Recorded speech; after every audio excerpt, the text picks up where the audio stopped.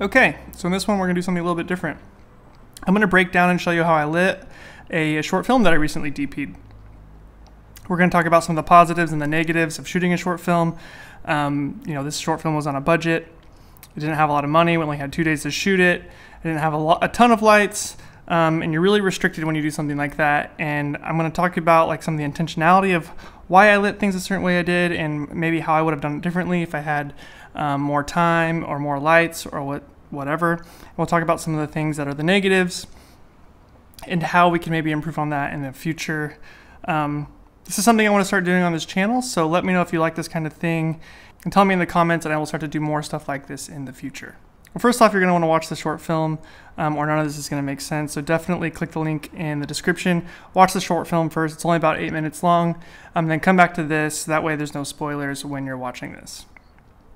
I'm going to do my best to break it down and show you what I did, even though I don't have a ton of behind the scenes footage or photos, but I think that you'll still get the point and you can still apply it to the next thing that you shoot. Okay, so let's jump into this. We'll kind of ignore this first shot. That shot's mostly just lit by natural light. We have a little slider move. I pushed in the camera just to give you some technical details on this. We were shooting on the Ursa Mini 4.6K. This is my camera. It is not the Pro version. It's just the 4.6K. And then we were using almost exclusively the Canon FD 24mm f1.4.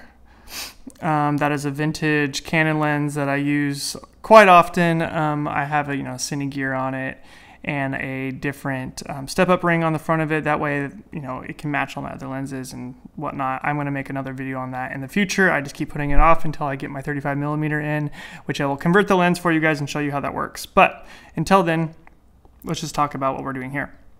Yeah, so we use the 24mm f1.4. It's a really fun vintage lens, wide open. It's kind of a blurry mess, but that's kind of awesome. Actually, compared to the 55, it's not that messy. I mean, the flares look amazing on that lens. And the reason we picked the 24mm is because we wanted to shoot this in a 2:3:9 aspect ratio, that CinemaScope widescreen. And we didn't have an anamorphic lens, of course, but we wanted to still get that wide field of view, be able to get as much as the story in the frame as possible. And so that's why we went with the 24. It just made sense for most things. I like to use the 24 for the wide and then 35 for the close, but I don't really have a good 35 vintage lens yet. Like I said, I'm waiting to buy that Canon FD 35mm. So until then, I use a Sigma 18-35. And also throughout this entire film, I use the quarter Tiffin Black Pro Mist. You've heard me talk about that a bunch on this channel. I might overuse it. Tell me if I'm overusing it, guys. Tell me if it's just kind of getting out of control. But I did use it for this. We just wanted to make it look as organic as possible, kind of take the edge off of the digital sensor. Actually, you can see here in the opening shot, these windows have a little bit of hot spots in them, and that's just kind of how the directors chose to grade it. They just wanted, I'm guessing they just wanted to kind of sell that daylight look throughout the film, and honestly, I'm sure it also had something to do with the fact that we shot this over the course of 2 days, and we were using the sunlight as much as we could. And with that, when you start to film, you're going to get certain spots of the day where clouds come in or whatever, and it's going to be really hard to match the continuity of each shot. That's where shooting a short film like this is really hard, because there was no money in this at all, and it was limited resources, and so you don't have the ability to black out every single window and put new lights in every single window. We just did not have those resources, so we had to embrace the sun. We had to use the sun when we had it, and then light when we didn't have the sun, or use the lights to accent things and to create shape when the sun wasn't doing it for us. But yeah, so this is the opening shot here. We just put the camera on a slider and we pushed in for this opening shot. And like I said, we're using mostly daylight here. And this is something that's, pretty nice about this house. When the director said, hey, come check out this house, let's see if it works. I walked in and immediately saw that there was a lot of windows in here. And the windows already had these kind of nice shears on them. So it's kind of like a muslin material, actually, which was pretty nice, like a bleached muslin. So all these windows had these shears on them, which really worked out because that's going to already soften the light that's coming in, and it's going to help us with continuity, because you're going to see the outside of the house less while we're shooting, and you're just going to have these shears in the background. And so I decided, because of this low budget, is just to embrace that feeling rather than, I usually really like to try to expose for the windows and make sure that the windows are not blown out and that there's lots of detail in the background still, and all the highlights are saved. And that's usually how I try to expose everything, and it's usually pretty hard to do that. In this scenario, I just decided to embrace the windows. Actually, the raw file here is, the windows are completely exposed. They're not blown out. But like I said, from the color grade, they are pushed a little bit far in this shot to kind of just help sell the sunlight for the rest of the film. But you'll see in a couple other shots when we get into it is that those windows do start to clip just a little bit, but with that black chrome mist, they bloom out, and it just kind of looks like that vintage filmy kind of look. And I don't think it distracts at all from the film. I think it just helps sell that they're arguing in the afternoon, and this entire film takes place in one 8-minute piece, and it doesn't ever cut away. And so we're just trying to sell that it's the afternoon, closer to sunset the entire time. And like I said before, please go watch this film before you start watching this, or it's not going to really help you out. I am going to scrub through this film as we go through, and hopefully that helps you as well. But definitely watch the film so you don't get any spoilers while we're doing this. Okay, so yeah, the wide shot. We will come back to this shortly because I want to talk about how I lit these. And like I said, this is mostly daylight here, but I did add one extra light to this. We quickly get into the kitchen here. We get out of the living room and we quickly get into the kitchen. And so let's talk about the lighting that I did on this first shot right here. So we've got a couple here. We establish her on the couch, and then she comes around, she picks up a pack of bills, and she picks up a set of bills, and then she starts yelling at the male in the scene. So the hard part about this was that the windows lined the whole outer perimeter of the house, but right here she's standing in front of a doorway that goes into a room. But this light was not doing enough. This scene was actually pretty dark when I was exposing for the windows outside. So I need to give her a little bit of shape, and like I normally do, I try to get a downside on her face, and then I have a key light coming from the other side. And so in order to do that, I put up a Falcon Eyes light mat. So this is one of their little, I believe it's a 2x3 light mat. It's an LED light mat with full dimming capabilities. It's not RGB, it's just full daylight. But these light mats came in super handy when doing this because the light mats are so light, they're so easy to use. You just throw them on a stand, and we just had them staged at all times to bring in and to push more light on the subject's faces, and we'd have that light motivated from the windows.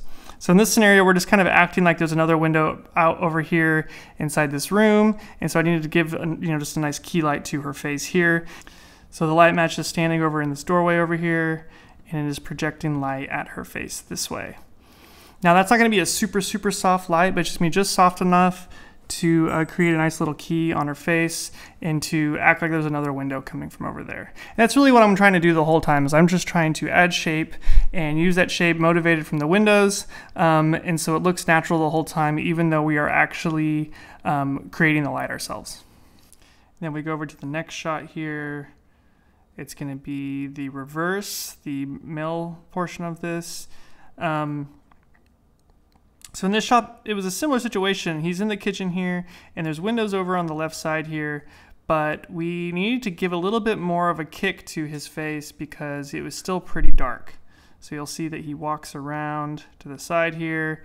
This is kind of clipping in the background a little bit. We're blowing out these kind of white windows again. In order to create that kind of edge and that shape on his face, we had a light mat over in the corner here. With a light mat very strategically placed. We actually put a little light stand and a light mat basically right behind the refrigerator here, and it's just off in that corner, and it's just kicking a little bit of light at his face here. But then when he was over on this section, back over on this one here, the light mat is also hitting him here. And then we have his kind of downside here. That's just happening naturally, and we of course turned off all the lights in the room to make this happen. So like I said, this is pretty simple. All I was doing was adding kind of light mats or light sources coming, in the direction that you might have a window or something like that, just to kind of motivate the light and just kind of keep everything nice and natural. And then we're back to the living room. So this is kind of where the meat of the film happens. And what I did here is what I wanted to create is, because of time's sake, is I wanted to light it one time, basically. I wanted to light this scene one time and let the scene be able to play out, let the actors be able to move around and not have to stress the whole time about lighting. but with the little lighting that we did have, I had to do this pretty strategically. And what I did was I actually took one of those 3x2 falconized light mats and I taped it to the ceiling. So you'll see that there is some light right over the top of his head right here. So there is light clearly coming, kind of spilling down from the ceiling. Obviously I want to motivate light from the windows to make it more natural, but in this situation I was trying to come up with a way where I didn't have to have a light stain in the shot and I could quickly move around the room and let the actors do what they wanted to do. So I taped a light mat to the ceiling here, put the diffusion on it, and put some kind of skirting around it, some black, whatever I could find really, to skirt it off the walls to make sure it wasn't just bleeding everywhere. Now these falcon eyes do come with like these little like 3-inch kind of skirts that you can put on it, and then you can put a diffusion on top of that. Well, I couldn't really get those skirts on there while it taped to the ceiling, and so I had to come up with my own ways of doing that. You'll see it here in these behind. So yeah, we have light coming down from the ceiling, and I just strategically placed it. I knew all the blocking was going to happen mostly on this, mostly on this side of the room, and so I put the light up here. So I knew that was going to kind of help sell the light coming from the windows here, but then give us a nice, downside, a nice like shadow side on them on this side of the room the whole time.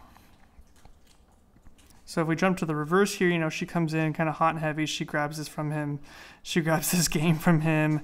Big mother truckers. And that's just a close-up. The lighting didn't change, I don't believe, at all. Even in this shot, I don't think I changed the lighting at all. That was the whole point of keeping that light up on the ceiling. So then we come to her close-up here, and she's clearly being angry at him. And you can see the catch light just a little bit in her eye. It's coming from the ceiling. You can see on the side of her face here, she's getting a little kick from the window. But then we, of course, have we have our own key light coming from above here that's also adding shape. And then, of course, she's got, shadow side on this side. And so she's got nice shape on her face, while still being motivated from the window, like I said I was doing the whole time. Now, ideally, you might want a source that's bigger to make this softer, but what's nice about keeping it small is that it was controllable. I mean, it was easy to get that shadow side of her face and still give them shape. So if we move on to the next shot, it's just going to be the reverse shot here. A little out of focus there, but that's on me, that vintage lens. It's a bit hard. You can kind of see we went a little more hand tilt here. That's because the scene's kind of getting off the rails a little bit. We started on the tripod, but we decided to throw this on the easy rig and get some handheld movement in this to kind of liven up this scene because there's some tension in the room. All we did, we shot this at 4.6K, so what the directors wanted to do here was get a close-up, but we didn't actually get a close-up on the day because we didn't think it was needed at the time. And so this is just cropped into the 4.6K image, which is really easy to do since we were already doing 239 as it was on the aspect ratio. So this is just a crop in. You can see that the 4.6K holds up pretty well. Moving on here, they make it to the couch. I didn't do much here. They're getting farther away from the light source, and they're getting a little bit more fall off on the downside of their face because they're farther away from the light, and there really wasn't any light coming from the other side. They really added some richness to this image. This is actually how I'd prefer most of it to look, but you can't always have that in an environment like this. So I think I actually had an aperture 300D staged in this room to use if we needed it, and all I did was kick it off to the right of the ceiling and to get as much exposure in the room as I possibly could. So when she comes out into the hallway, it's exposure matched, then she walks back out here and it still looks like it's daylight. It was actually really dark in that room.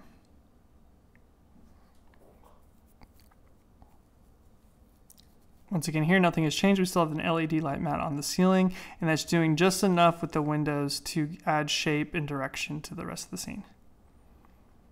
So coming in here is where things got a little bit tricky. This is where the sun was starting to set on this day, and it was pushing through the windows pretty hard. And so you can start to see little highlights on the walls, and when we're inside here, it's really dark because I didn't have any place to put a light in this time frame to make this work. You can even see it flaring off the lens a little bit there. But what ends up happening is he goes inside the room. I actually did have a light just kind of open face, just shooting him right in the face, coming from across the room, which really makes it look like there's sun peeking into that side of the house. There's a big shadow over here on the wall, but here I just needed a light to look like it was coming from another window, but maybe a little bit harsher. You know, we're far away like this, we don't need the light to be too soft. And so I believe I just had another LED light mat off in that room, just kind of open face, just shooting right at him, which doesn't look too harsh because, I mean, there's a pretty big shadow here, but it doesn't look too harsh because those LED light mats they're 3 feet wide. They're gonna make it just soft enough to sell it as a window. But that's kind of shooting right at him, open face, no diffusion or anything, so it's not too soft, and so it really looks like there's just sunlight banging through that window.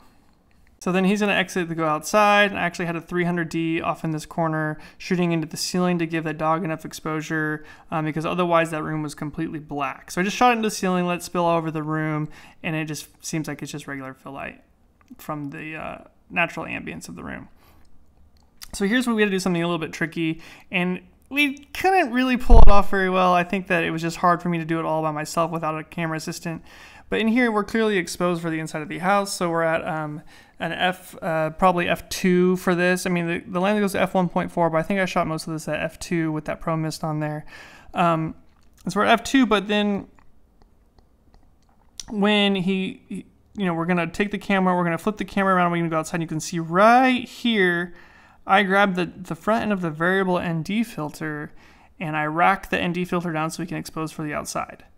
Now it's hidden in the move, but it's definitely there. You can see she gets pretty dark.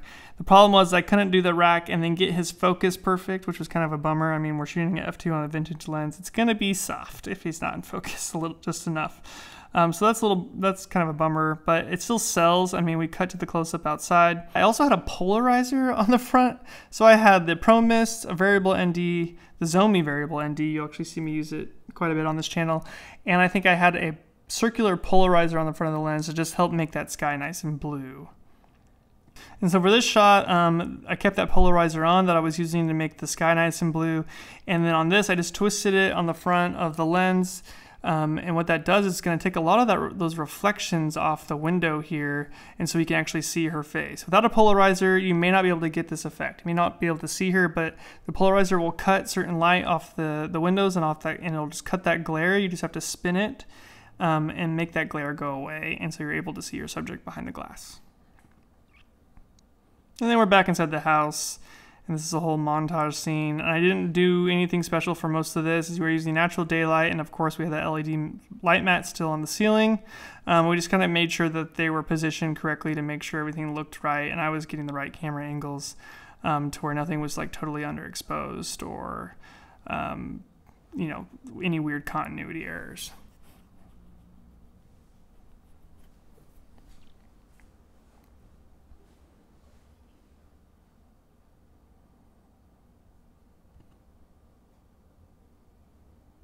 I probably brought in a light mat on this shot, just pushed one in a little bit just to make sure there was enough light on Grandma's face before she was thrown across the room. This is pretty hilarious. We brought that kid in, and this is this kid's totally original reaction. We didn't prompt him to tell him to do anything, and he just has the truck and stuck it on his head, and it makes for a good laugh in the film. Same thing here, the LED light mat on the wall, mixing with the windows. We have nice shape on their face, and there's really nothing to do here. I didn't have to add anything. It really just kind of worked itself out. This is just what happens when you plan right, you put the light in the right spot from the get-go, and you can start shooting your scene and not have to stress about adding more lights or shaping later. And it really only works with something like this. If this wanted to be like a little bit moodier or more dramatic, we might have to have pushed in a light or some negative fill to give more shape to the scene. But for something like this, the kind of comedy natural look, it worked just fine.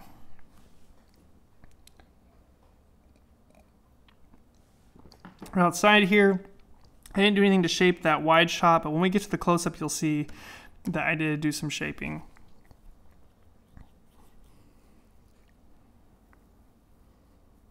Once again, I need to use the polarizer on this window, or we probably won't be able to see inside the house, but that polarizer will cut all those reflections for you, and so you can see through glass.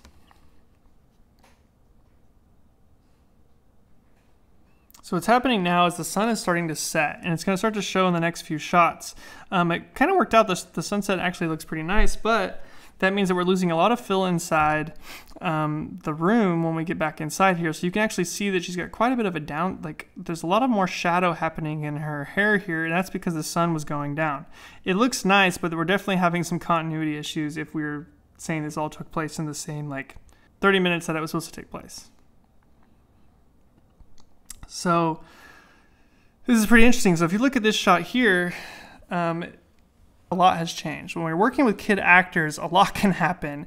And we had to work with that kid quite a while to get all of the right reactions out of him and to get all of his shots done in this, in like a 1 hour, 2 hour window and get him out of there. Because otherwise kids will start to totally lose focus and they're just kind of really hard to work with. So we decided to do this shot later when the kid was gone. But the sun had gone down by that point, but this was the last day of shooting and we had to get the shot. And so it was my job to recreate all of that window light by myself. And so what I did was I just tried to use the windows as my motivation and recreate what the sun was doing beforehand. So if you go back and look at the, let's see here, if you go back and look at the windows in the room, see that we have the windows over here, the window over here, and the window over here. So what I did is I shot an aperture 300D through this window over here with just the can on it. Then over here I put a 6x6 quarter grid to act as a nice big soft sun source behind this window with another 300D shooting through it.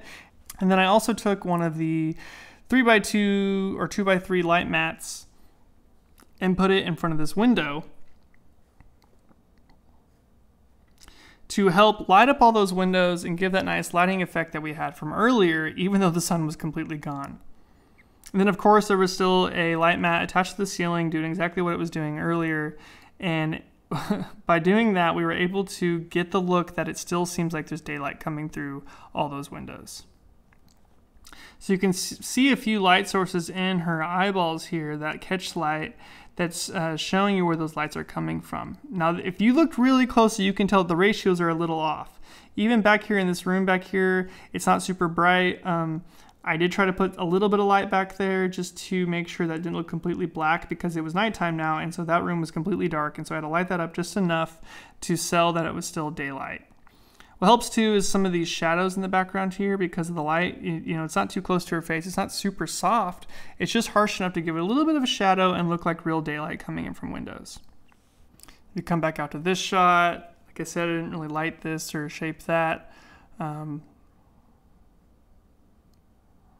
This is all the same lighting. But this shot here, I did something pretty fun, is that we have the sun coming in from this side. But then what I did is I put a 3x2 light mat right here, just off screen, and I pushed it right into his face. And what that does is it gives you a nice highlight on one side of his face. You can see the sun coming here, and you get a nice highlight down this side of his face. But then to get that nice extra wrap, you need a little bit of extra light from the light mat just to push it around his face, just to kind of fill that in. So this is where people think that you maybe don't have to light when you're outside. But if I didn't have this, his face would be very dark on the front side of his face. Right here would be all shadow right now because we're under this canopy and it's all being shaded and we only have light coming from this one side. But so if I didn't put that light mat there, we would have his face would be very dark. But here it totally sells. It totally looks like this is all from the sun wrapping around his face. Once again here, this is all fake. There's no daylight here at all. We cut back to a shot that we got earlier with the daylight.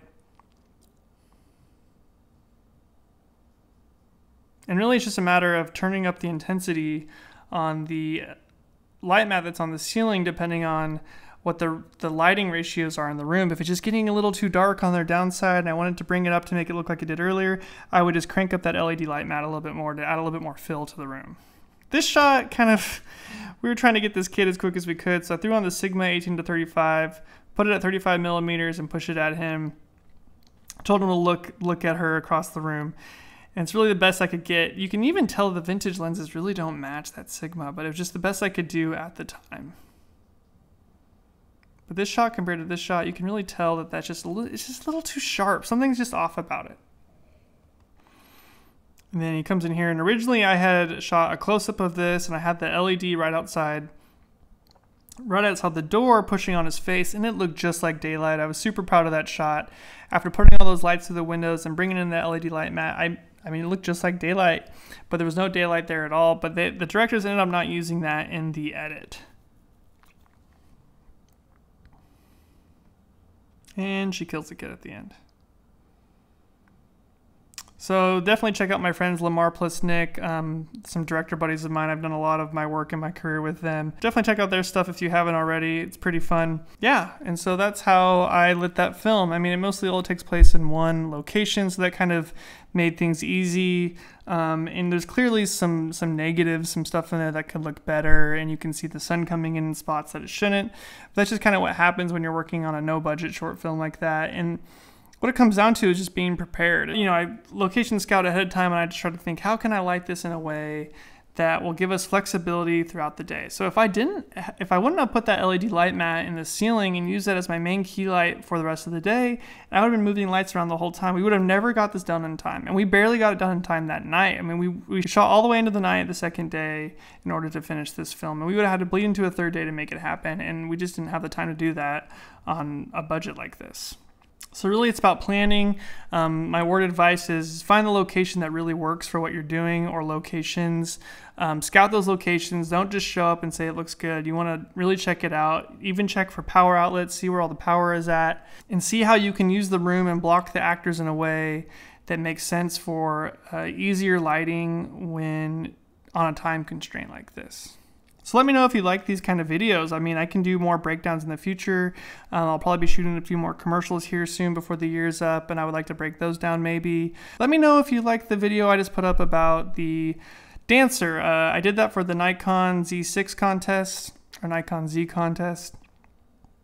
Once again, that was another one of those things where I just did it on my own free will, didn't have a lot of time, and so there's definitely some stuff in there that could be fixed too. It's not perfect, but you know, I just wanted to make something with that camera anyways and really see how it performed, and I have a lot of thoughts on it. It's not my favorite camera, but it definitely got the job done for this contest. So now, if you can't tell by this video, I recently moved apartments, so things are going to get a little bit different. I don't have quite as much space to do YouTube, but I plan to make more YouTube videos here very soon. So just stay tuned, stay with me. Put in some requests. I've been asking in the comments what cameras you guys want to see next. I think I'm going to get the Sigma FP in next, you know, full frame 10-bit, another one of those kind of dream cameras potentially. It's even smaller than the Pocket, so curious about that one a lot. And then I'm going to try to get in the Panasonic S1H, but that camera is just a beast. It's big. I just don't think the image is going to be that good for what it is. For $4,000? You know, my Ursa only cost $3,000, so why would I get that camera? But I mean, I guess it's a hybrid, so you can take photos and also video, but $4,000 for only 10-bit when my Ursa can do 12-bit RAW for $3,000. Has audio inputs. I don't know, but let me know in the comments below what you guys want to see next, and I will do my best to help you out. So until next time, guys, this is Spencer Sakurai. See ya.